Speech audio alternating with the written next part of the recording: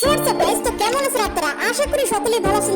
বর্তমানে কিন্তু গেরিনা বাংলাদেশের জন্য অনেক বড় বড় টুর্নামেন্ট আয়োজন করছে। লাইক কিছুদিন আগে কিন্তু ফ্রি ফায়ার বাংলাদেশ চ্যাম্পিয়নশিপ হয়ে গেছে। এই টুর্নামেন্টে যারা চ্যাম্পিয়ন ছিল তারা কিন্তু ফ্রি ফায়ার ওয়ার্ল্ড কাপে চলে গেছে। এজন্য বর্তমানে ম্যাক্সিমাম প্লেয়াররা কিন্তু একটা স্পোর্টস প্লেয়ার হতে চায় এবং মাসে লক্ষ লক্ষ টাকা ইনকাম করতে চায়, কিন্তু মেন কথা হচ্ছে যে কিভাবে শুরু করবে সেটা কিন্তু তারা বুঝে উঠতে পারে না। দ্যাটস ওয়াই আজকের এই ভিডিওতে আমি আপনাদের একটা স্পোর্টস প্লেয়ার হওয়ার জন্য এই 5টা ইম্পর্টেন্ট টিপস দেব। আর এই 5টা টিপসের ভিতরে প্রথম 3 টিপস তখনই কাজে আসবে যখন আপনারা 4 নাম্বার এবং 5 নাম্বার টিপসগুলো ফলো করবেন। আজকের এই ভিডিওটাকে দেখার পর আপনার স্পোর্টস জার্নিতে আপনি সাকসেসফুল হয়ে যাবেন। তো এটার গ্যারান্টি আমি নিজে নিচ্ছি, কারণ যে যে টিপসগুলো দেওয়া হয়েছে ওগুলো অনেক বেশি ইম্পর্টেন্ট। সো বেশি কথা বলবো না, চলুন আজকের এই ভিডিওটা শুরু করা যাক।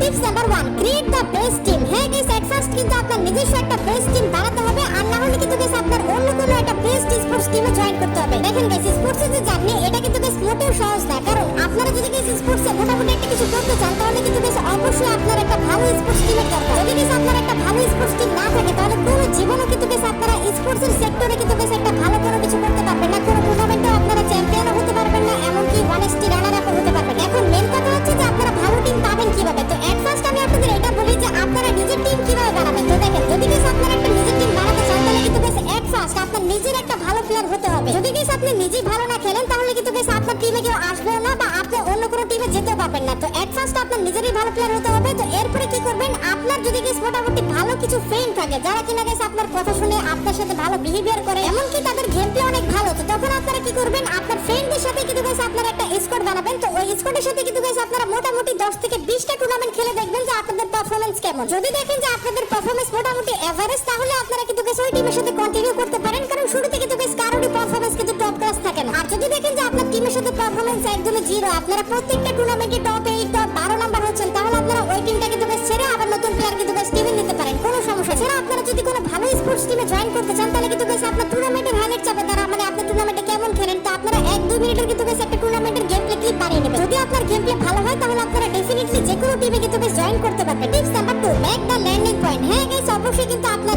স্পোর্টস টিমের একটা ল্যান্ডিং পয়েন্ট থাকতে হবে। যেমন প্রত্যেকটা টিমেরই কিন্তু গাইস একটা ল্যান্ডিং পয়েন্ট থাকে, মানে তারা কোন জায়গায় প্রত্যেকটা ম্যাচে ল্যান্ডিং করবে। তো এরকম ভাবে আপনাদেরও কিন্তু গাইস থাকতে হবে। গাইস, আপনারা অনেকেই কিন্তু যারা নতুন নতুন টুর্নামেন্ট খেলা শুরু করেন, আমি জানি আপনারা অনেকেই কিন্তু গাইস ল্যান্ডিং পয়েন্ট বানান না। তো দেখেন, টিম বানানোর পর এট ফার্স্ট আপনারা কিন্তু গাইস ল্যান্ডিং পয়েন্টই বানাবেন। ল্যান্ডিং পয়েন্ট কিন্তু গাইস মোস্ট ইম্পর্টেন্ট। এখন মনে করেন গাইস আপনারা বারমুডা ম্যাপে ল্যান্ডিং পয়েন্ট বানিয়ে ফেলেছেন পুচিনোকে। তো পুচিনোকে আপনারা ল্যান্ডিং পয়েন্ট বানাবার পর কিন্তু গাইস ওদিক থেকে মার্ক করবেন যে আপনারা পুচিনো থেকে আবার কই যাবেন, মানে কই রোটেশন নেবেন। তো এভাবে কিন্তু গাইস আপনারা জায়গাগুলো মার্ক করবেন যে আপনারা ওদিক থেকে কই যাবেন। তো এভাবে কিন্তু গাইস আপনার বারমুডা, পর্গুটুরি, কালহারি এবং নেক্সটারা, অ্যালপাইন, তারপরে সোলোডা, এই কয়েকটা ম্যাপে কিন্তু গাইস অবশ্যই আপনার ল্যান্ডিং পয়েন্ট বানাতে হবে। কয়েকটা বলতে কি সব রকমের ম্যাপেরই কিন্তু গাইস ল্যান্ডিং পয়েন্ট প্লাস রোটেশনের কিন্তু গাইস জায়গা থাকতে হবে। আমি আপনাদের কিন্তু গাইস ল্যান্ডিং পয়েন্ট সম্পর্কে আরো কিছু নলেজ দেব। তো দেখেন, আপনারা ল্যান্ডিং পয়েন্ট এরকম জায়গায় কোনোদিনও বানাবেন না যেসব জায়গায় আসলে অনেক বেশি প্লেয়ার ল্যান্ডিং করতে পারে। তো ওইসব জায়গায় ল্যান্ডিং পয়েন্ট বানালে কিন্তু গাইস আপনার টিম সবার আগে কিন্তু মরে যাবে, কারণ এট ফার্স্ট কিন্তু গাইস আপনার দরকার ভরপুর লুট। যদি গাইস আপনার কাছে লুটই না থাকে, আপনারা 8-10টা প্লেয়ার যে জায়গায় ল্যান্ডিং করেছে ওই জায়গায় আপনারাও ল্যান্ডিং করেছেন, তাহলে কিন্তু গাইস 2-3টা টিম কিন্তু গাইস ওদিকে ওয়াইপ আউট হয়ে যাবে। তো শুরুতে ওয়াইপ আউট হলে কতটা পয়েন্ট কমে যাবে এটা আপনারা বুঝতে পারছেন না। এজন্য ল্যান্ডিং পয়েন্ট কিন্তু গাইস সবসময় সেফ প্লেসে বানাবেন, যেসব প্লেসে খুবই কম প্লেয়ার ল্যান্ডিং করে। Tips number 3, pick your own role. হ্যাঁ গাইস, এখন কিন্তু আপনাদের নিজেদের রোল বাছাই করতে হবে। তো আপনারা যদি গাইস এখন নিজেদের রোল বাছাই করতে একটু কনফিউশনে পড়ে যান তাহলে